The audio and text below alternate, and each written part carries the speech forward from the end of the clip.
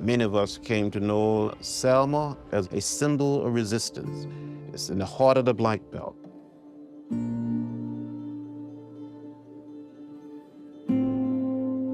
In Selma, Alabama, in 1963, 64, and 65, only 2.1% of Black of voting age were registered to vote. Black people were asked from time to time to count the number of bubbles in a bar of soap, to count the number of jelly beans on a jar. People stood in what I call unmovable lines, and we had to change it.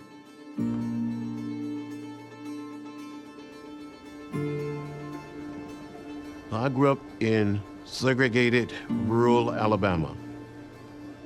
I had been told by my mother, my father, my grandparents, and great-grandparents, when I would ask questions, they would say, don't get in trouble, don't get in the way. But in 1955, when I was 15 years old, I heard Dr. King's voice on the old radio.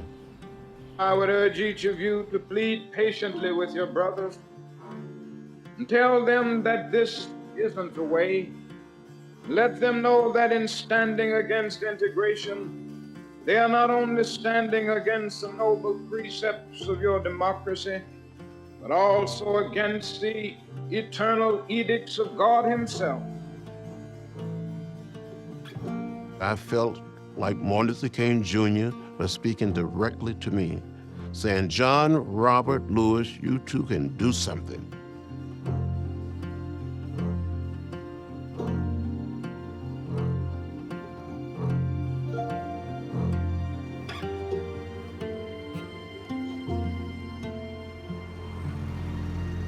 People lived in Selma with a great deal of fear.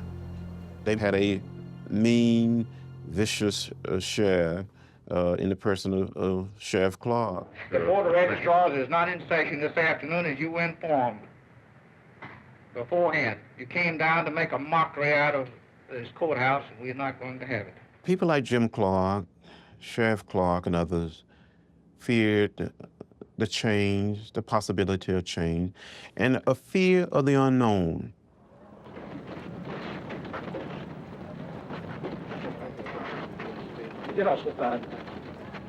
We had the feeling that there must be something very powerful, something very mighty about what we call the vote.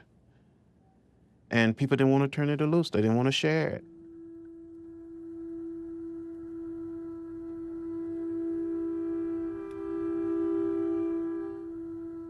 One evening, there was a demonstration for the right to vote nearby Selma. Confrontation occurred. Jimmy Lee Jackson, a young Black man, tried to protect his mother.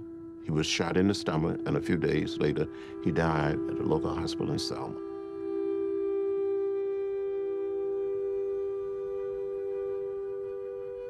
We made a decision to attempt to march from Selma to Montgomery. And so on Sunday, March 7, 1965, about 600 of us gathered at a little church. We're marching today to dramatize to the nation, dramatize to the world, that hundreds and thousands of Negro citizens of Alabama, but particularly here in the Black Belt area, denied the right to vote. We intend to march to Montgomery to present certain grievances to Governor George C. Wallace. I was wearing a backpack before it became fashionable to wear backpacks. I thought we were going to be arrested and that we were going to go to jail. So in this backpack, I wanted to have something to eat. I had an apple and I had an orange. I had 2 books, I had toothpaste and toothbrush. We get to the highest point on the Edmund Pettus Bridge. Down below, we saw a sea of blue, Alabama State Troopers.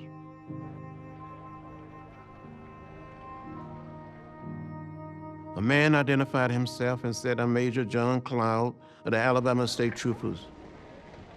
It would be detrimental to your safety to continue this march, and I'm saying that this is an unlawful assembly. This march will not continue. Troopers here, advance toward the group. To come to that point, and I think it's very much in keeping with the philosophy and the discipline of nonviolence, that in spite of the fears, the misgiving, or the reservations you may have, you tend to lose that sense of fear, and you keep your eyes on the prize. We saw Major Cloud, I did at least, and I think others of us did, as being victims, really, of the system. Oh, freedom. Oh, freedom. Oh, freedom over me.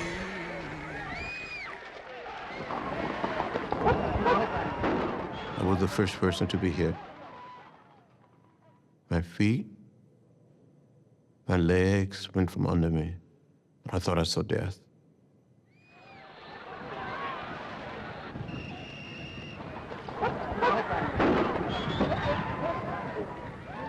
And before I'd be a slave, I'd be buried in my grave. Oh, yeah. And go home to my Lord and be free. Apparently, a group of young men carried me back across the bridge through the streets of Selma, back to the little church that we have left from. I remember saying, I don't understand it. How President Johnson can send troops to Vietnam and cannot send troops to Selma to protect people who desires to register to vote.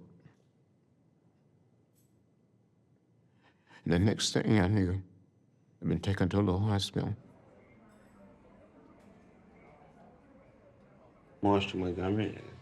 We started today should continue because I see the march as a legitimate form of nonviolent protest to dramatize to this country and to the world the desperate plight of the Negro people in this part of Alabama. And I think the whole meaning of the march should continue.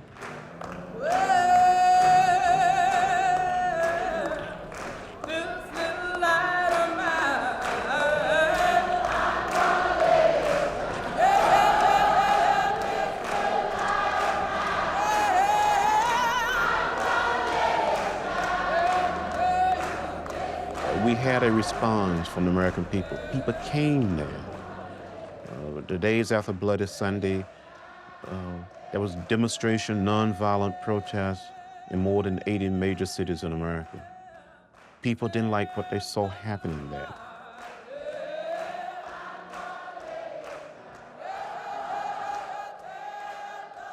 Dr. Martin Luther King Jr. and his colleague, the Reverend Ralph Abernathy, came to visit us in the hospital.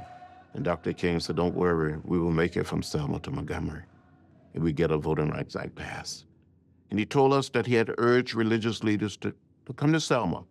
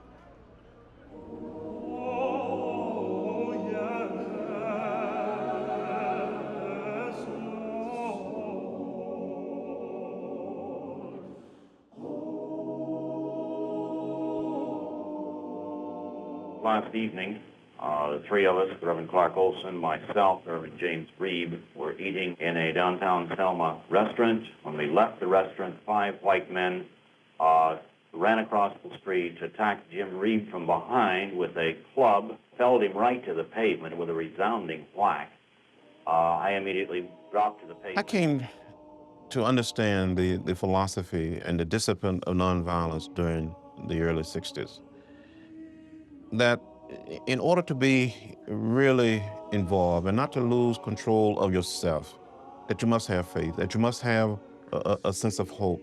It doesn't matter really how many bombings, how many beatings, how many jailing. You had to have that sense of faith, that sense of hope that you could overcome. You could make this society something different, something better. But I felt it was very important for us to have a peaceful protest from Selma to Montgomery. And if necessary, we had to go to federal court in Montgomery, to the U.S. District Court, before Judge Johnson, and get the necessary order to lift the injunction, to prohibit the officials from the state of Alabama from interfering with that effort.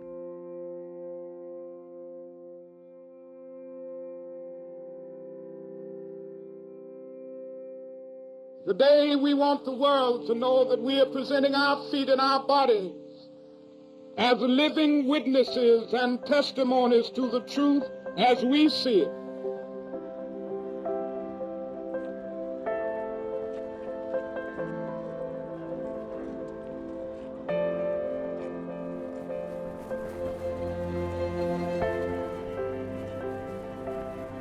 To me, there was never a march like this one before. There hadn't been one since. It was a sense of community moving there. You didn't get tired. You really didn't get weary. You had to go.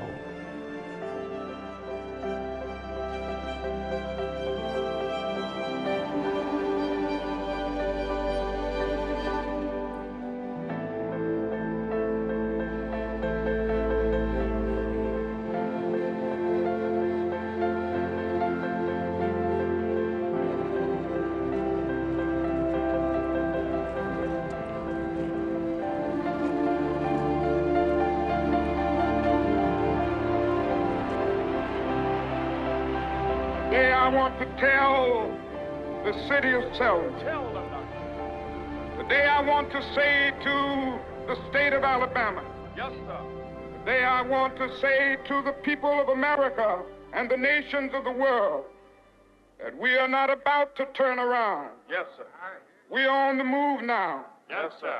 Yes, we're on the move, and no wave of racism can stop us. Yes, sir. The burning of our churches will not deter us. Yes, sir. The bombing of our homes will not dissuade us. Yes, sir. The beating and killing of our clergymen and young people will not divert us. Yes, sir. The wanton release of their known murderers will not discourage us. We're on the move now. Yes, sir. Like an idea whose time has come. Yes, sir. Not even the marching of mighty armies can halt us. Yes, sir. We're moving to the land of freedom. Yes, sir. Let us therefore continue our triumphant march to the realization of the American dream. Our struggle is not one that lasts for one day, 1 week, a few months, or a few years, but it's a struggle of a lifetime, a many lifetime, if that's what it takes to build the beloved community, the open society.